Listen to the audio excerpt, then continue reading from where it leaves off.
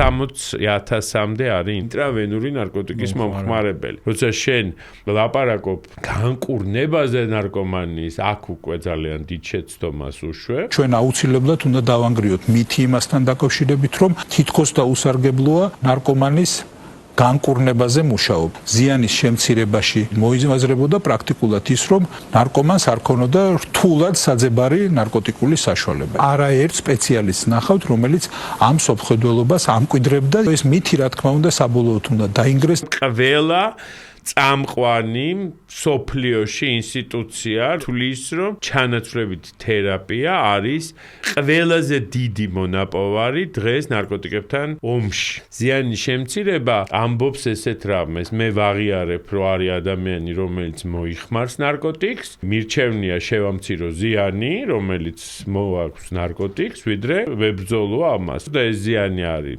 ზედოზირება, ეს არის ინფექციური დაავადებები, ეს არის კრიმინალი, არალეგალური ნარკოტიკის მოხმარება, ეს არ არის იდეალური, მაგრამ არის საუკეთესო პრაქტიკა. რამოდენიმე ქვეყანა, რომელიც თვლიან, რომ ნარკომანია განკურნებადია და დასჯა, დეტოქსი არის ძალიან ეფექტური. რა თქმა უნდა, ეს არის რუსეთი, ბელორუსი და ჩინეთიც კი არ თვლის ესე. იქ არის ჩანაცვლებით თერაპია მოიგონეს იმიტომ, რომ მიხვდნენ, რომ დეტოქსისგან სარგებელი მაქსიმუმ არის 7-დან 10%-მდე, რაც არის ძალიან დაბალი. და საქართველოში ეს არის 3-დან 5%-მდე. იმიტომ რომ საქართველოში ხანგრძლივი რეაბილიტაცია სახელმწიფოს არ აქვს. კლიანობაში ჩვენ გვაქვს 150-მდე ადგილი, რომ ჩაუტაროთ ადამიანს დეტოქსი და ზოგადად იმის თქმა, რომ ჩვენ ახლა ყველას განკურნავთ, მინიმუმ ინფრასტრუქტურა უნდა ქონდეს. სულ რომ 500 ადგილიანი კლინიკა გახსნას, ხო, მაინც ვერ მიაღწევს იმას, რასაც ლაპარაკ. იმიტომ რომ აქ ჭირდება აბსოლუტურად სხვანაირი მიდგომა. ის რაც გააკეთა ამერიკამ, რაც გააკეთა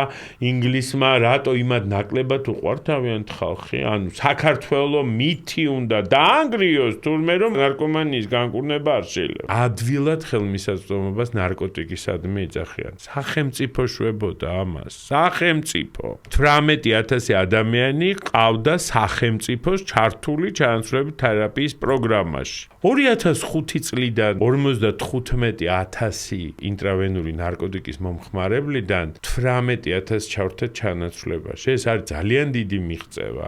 ეს ნიშნავს, რომ ადამიანი გადარჩა, არ მოკვდა ზედოზირებით, არ გახდნენ ინფექციის გამავრცელებლები და ეს ადამიანები ცხოვრობენ დღეს ჩვეულებრივად